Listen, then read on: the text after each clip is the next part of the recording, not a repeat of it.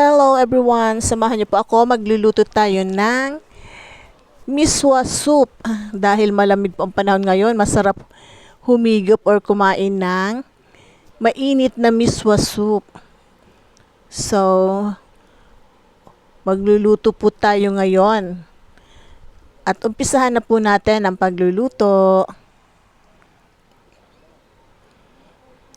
Nagpainit na po ako ng kawali and then lagyan na po natin ng mantika. Maggigisa po tayo ng sibuyas at bawang. Uunahin po natin ang sibuyas dahil madali pong masunog ang bawang. And then, ayan, nilagay na po natin ang sibuyas. Isunod naman po natin ang bawang.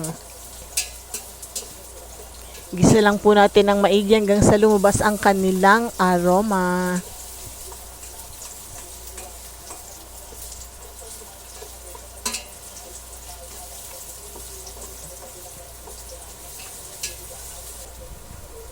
Ngayon, ilagay na po natin ang sardinas.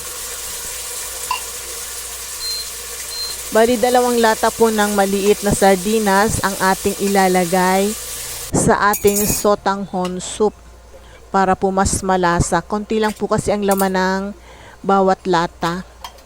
Alam nyo naman po, ang panahon ngayon na pamahal ng pamahal ang bilihin, paliit ng paliit naman po yung ating mga sardinas.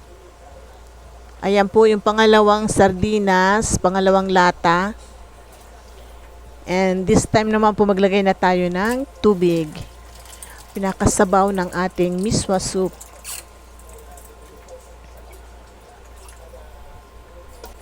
And then tatakpan po natin at hayaan natin kumulo.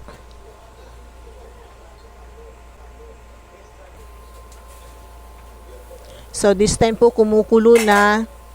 Ilagay naman po natin yung miswa noodles.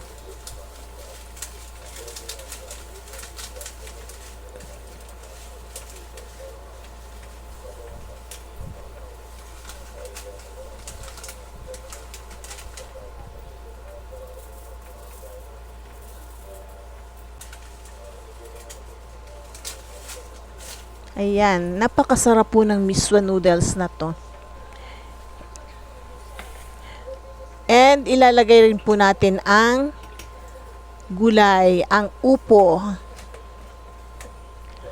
Wala po kong nabiling patola. Kaya upo po ang ilalagay natin, upo. Ayan. Ilagay na natin ang upo, haluin po natin ng maigi. Pagkatapos po nito, tatakpan natin.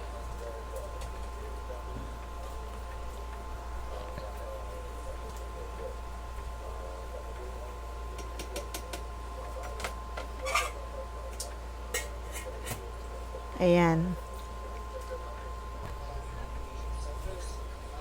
Tayaan natin kumulo hanggang sa maluto po yung lahat ng ingredients.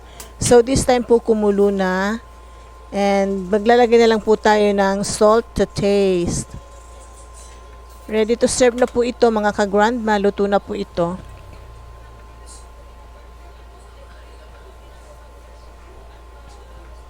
O diba mabilis lang po magluto ng miswa soup.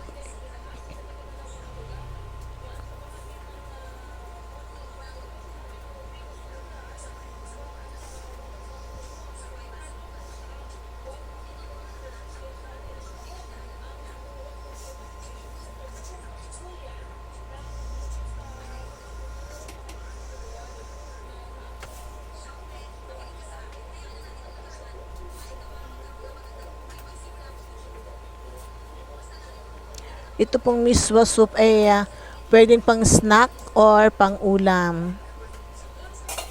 Kahit walang kanin, pwede na po ito natin kakainin.